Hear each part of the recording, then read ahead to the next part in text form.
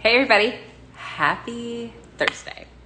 I'm Megan and I'm a life coach. I help women with big giant goals get what they want by lowering the stress and anxiety in their bodies so they can think. Seems simple enough, right? That's not what I'm talking about today though. Today I want to do a Q&A for you guys to ask whatever it is that you want to know, whether it's about stress, anxiety, curly hair, coffee, swimming, whatever, all the things that I talk about. And also, I want to talk to you about dopamine. My podcast this week was about dopamine. My posts have been about dopamine. It's been on my brain and maybe in my brain for a while now. And let's just start from the beginning.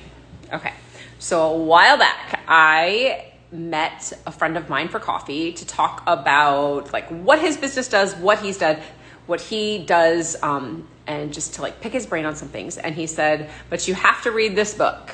So Derek, thank you for the book recommendation, but now I can't stop thinking about it. The book is Dopamine Nation. If you've already read it, great. Just like give me a thumbs up or a heart or whatever, however it works here on Instagram. And he was telling me, you just have to read this book. And so normally people give me book recommendations or TV recommendations. And I'm like, oh, that sounds good. I'll add it to my list. But they don't know that my list is like 1,200 pages long because I don't watch a ton of TV, and honestly, I don't really read that many books because I'm always doing things. I'm usually at a pool somewhere in a parking lot, either for diving or swimming, or I'm busy, I'm doing stuff, and it doesn't occur to me to turn on the TV very often or to sit down and read. But I do listen to audiobooks. So I took his advice and I downloaded Dopamine Nation. And it took me all of about 5 minutes to know that I was both terrified and totally hooked. And let me tell you why. And this is gonna get really embarrassing really fast, so stick with me here.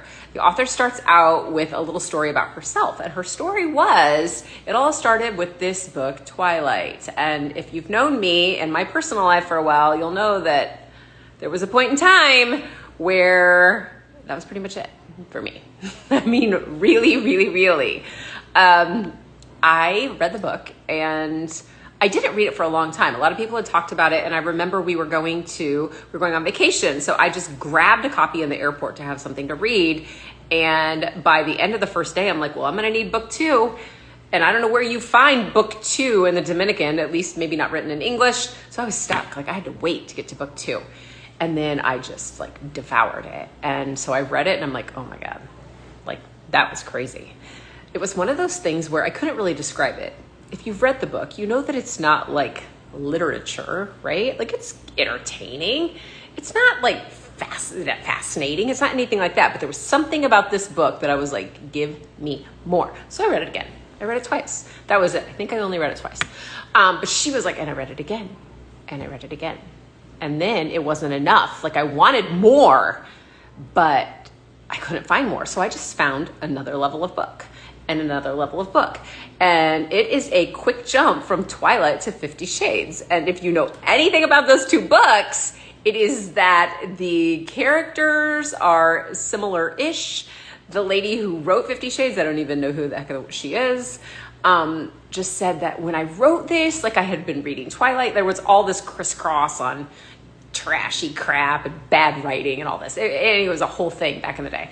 But she just was talking about the escalation from reading something totally innocent, like Twilight, which is really like middle school book, to 50 Shades, which middle schoolers should definitely not read. This would be something that, you know, maybe the library people need to be mad about.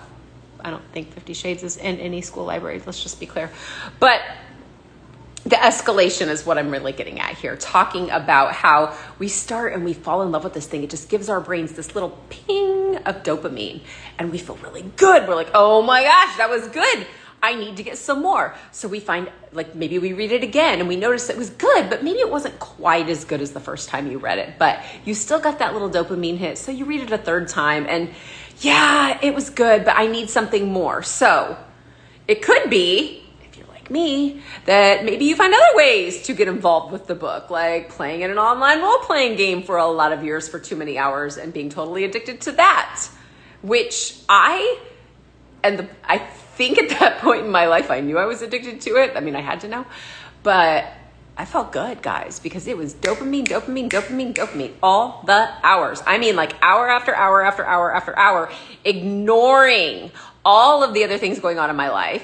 And really just, that was how I felt good. I was totally understood. I'm playing with my friends. I'm like making new friends all over. I'm doing all these things, but for sure it was an addiction. But she talks about that level up and how when you are constantly seeking cheap ways to get dopamine and quick fixes, how a lot of times you are just doing it because it feels so good that you're just like flying over the things you don't want to feel. For me, I didn't want to feel anxious. I didn't want to feel stressed out.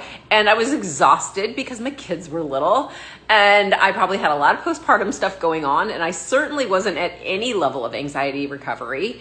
And I was at home all day. And then even especially when I went back to work, I wasn't loving it. Everything was hard. So I just flew over all of it by doing an online role-playing game. And I was 150% addicted for a lot of years, more than I care to admit, and more hours than I ever care to admit that I played on a book. That was okay. I mean, in hindsight, I like the story. I'd watch the movie. I still kind of have really fond memories of it. However, it escalates from there, right? Because as I'm playing this game, there had to be more and more and more and more and more to keep me addicted to it. The same is true for anybody else, whether you are reading books, whether you are feeling bad and you're grabbing the bag of Oreos or Thin Mints because it's Girl Scout cookie season, or that's the word anyway. I don't have any Girl Scouts in my life, I don't think. Or maybe you're grabbing your phone. And this is where it really gets sticky, but because our phones are almost like they might as well just be glued to our hands at this point. They're everywhere with us. We use them as a calculator. We use them as a camera. We use them to see what the weather is. We use them to text our family. We use them to do our homework. We use them to make phone calls. We use them to drive our car so we know where we're going. They're always right there. But social media is always right there too. And I'm not trashing on social media because here I am on Instagram right now and here you are watching me. And that's great. We can use it for a lot of good things. But do you ever wonder how your phone goes from your pocket or your purse or the counter to your hand and you're just like, what was this? Why did I pick up my phone? I don't know why I picked it up. That is your brain telling you, feed me, give me some more dopamine. And it's so simple to pick up your phone and to say, oh, I'm just gonna watch like one reel and that's it. I'm just gonna like flip for a couple minutes and all of a sudden you're like, what just happened? Because it's been an hour, it's been 2 hours and I scrolled, I was gonna go to sleep over an hour ago and here I am still scrolling. Dopamine, dopamine, dopamine, dopamine, dopamine. But why did you pick up your phone? What was happening? Were you avoiding something? Because lots of times the things that we use to feel better or when we get that dopamine fix, it's that we don't want to feel something else. We don't want to feel stressed. We don't want to feel anxious. We don't want to feel sad. We don't want to feel lonely. We don't want to feel guilty. We don't want to feel ashamed. We don't want to feel embarrassed. We don't want to feel anything that feels even the slightest bit uncomfortable. So dopamine to the rescue. And make no mistake, there's nothing wrong with dopamine. Dopamine is a great thing. You need it for motivation. You need it to feel good. And that's great. We need dopamine, but we do not need it to the level that we are getting it right now. And we have an entire society who has no idea how to feel big, bad, uncomfortable emotions. And they don't have to because they can grab their phone. But here's the problem. Every time you push that emotion away, it doesn't disappear. It gets worse. And the more that you're avoiding feeling the bad stuff, the more it's impossible to feel the good stuff. Here's why. How would you know what good felt like if you didn't know what bad felt like? You would have no way of knowing. So you can say, I feel good and I'm at this level. But until you're experiencing bad, you're only getting good. But when you have a day that feels bad, good feels this much better. And when you have a day that feels really amazing, bad doesn't feel quite as bad. It pulls everything up. But you can't get that by constantly giving your brain dopamine from your phone or from food or from like anything else you're watching on the internet. Because you will need more and more and more of it to feel even a little bit better. And that's really where my comparison started when I was talking about the escalation from reading some like little teeny like middle school romance novel to something a heck of a lot bigger. Like there's a lot of really heavy like smexy books out there. And it's a quick slide from one to the other. because you read one and all of a sudden it's like, ooh, more, more, more. And the more isn't because you even give us crap about the story. The stories really aren't any good. It's like this, it's like a bad version of a Hallmark Christmas movie. Like if you could take Hallmark Christmas movies and add like the smexy to them, because we know that Hallmark doesn't do that. They barely kiss in the Hallmark movies, right? But it's the opposite effect in these books. Or when you are watching TikTok, if I could just get one more that was just a little bit funnier or a little bit edgier or a little more violent or a little more crazy or a little more whatever it is, I'm just going to keep going and going and going. Or I only did it for 5 minutes this time. And next time, maybe it takes you 7 minutes to feel that good. And maybe next time it takes you 8 minutes to feel a little better. And then it's 10 minutes. And it's longer and longer and longer to get that same level of pleasure or good feeling. And it takes you that much longer to deal with the bad stuff because you don't know how.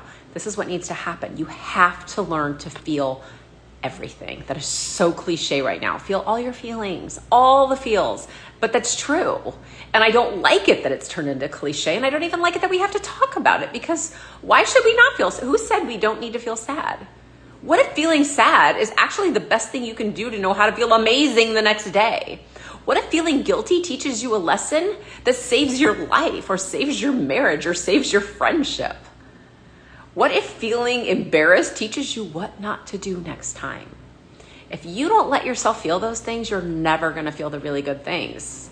And I wonder what would happen if you put your phone away and just left it there for 5 minutes. Could you do that? Could you put your phone down for 5 minutes where you couldn't see it and you couldn't get a notification and you couldn't like wait for that ding, take your watch off, do all the things, and walk away from your phone for 5 minutes? Could you do it for 6? Could you turn your notifications off for 2 hours?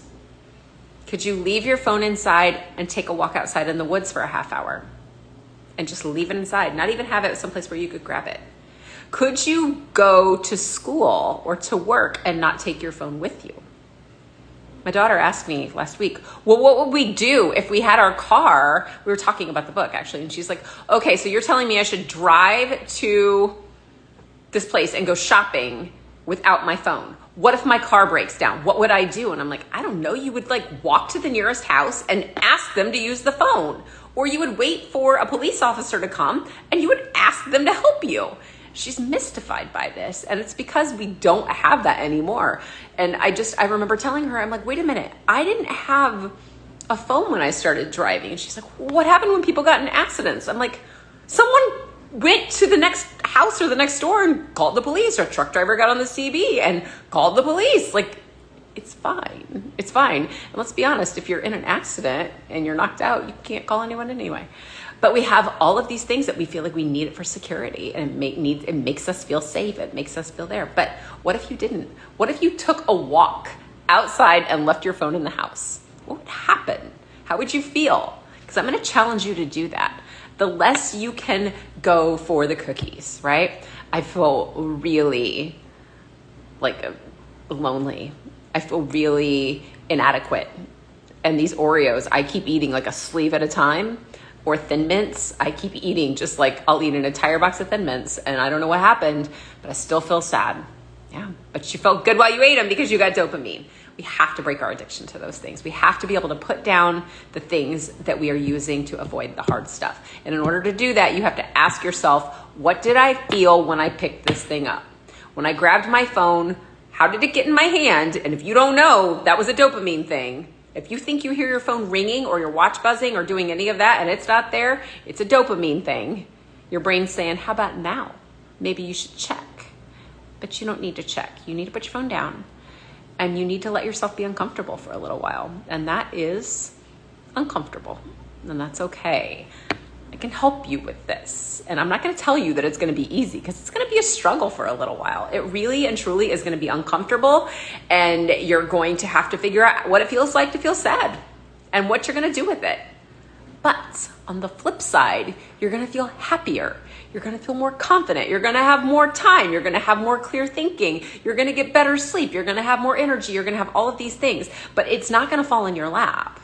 You have to make the decision to do something about it. And the easiest decision you can make is just pick up your phone and keep scrolling. And I get it that it's easy, but it's not helping you. It's not doing anything to move you forward. It is only keeping you needing more and more and more. And to stop that, you have to make a choice. Okay? If you would like help with that, I would love to talk with you about how I can do that. You have to message me though, because I don't know if you need help unless you tell me. So message me and just say, Megan, this is what's up. This is what's happening. Like, I am so anxious. I am so bored. I have no idea what to do with myself. So I scroll, or I eat, or whatever else it is that you do to try to feel better. And let's just come up with some ways and some reasons. Like, okay, why are you avoiding that? Like, what's the problem with it? What do you think? Then we can talk to you about how coaching can help. Coaching really just looks at the thoughts that you have about yourself, about how you feel, about how you handle things, and comes up with better solutions. Better thoughts about what you can say about yourself, about what you can do, better ways to handle stress and anxiety, replacement habits, which are so much better than just trying to quit something. Just find a better habit. Every time I want to grab my phone, I am going to grab a piece of paper and a pencil, and I'm going to doodle. I don't know. We can come up with whatever works for you. All right. My DMs are always open. You're welcome to reach out. I hope this was helpful. I hope it gets you thinking. And if you are noticing that your phone's in your hand, I hope you just take it and put it on silent and put it somewhere where you can't see it and walk out of the room. Start with 5 minutes, work your way up, because I'm to the point now where if I just leave my phone at home and I go to the grocery or something, I'm like, oh, I don't even care. I'll get it later. It's okay. You can do it. People didn't always have them, and you don't need it.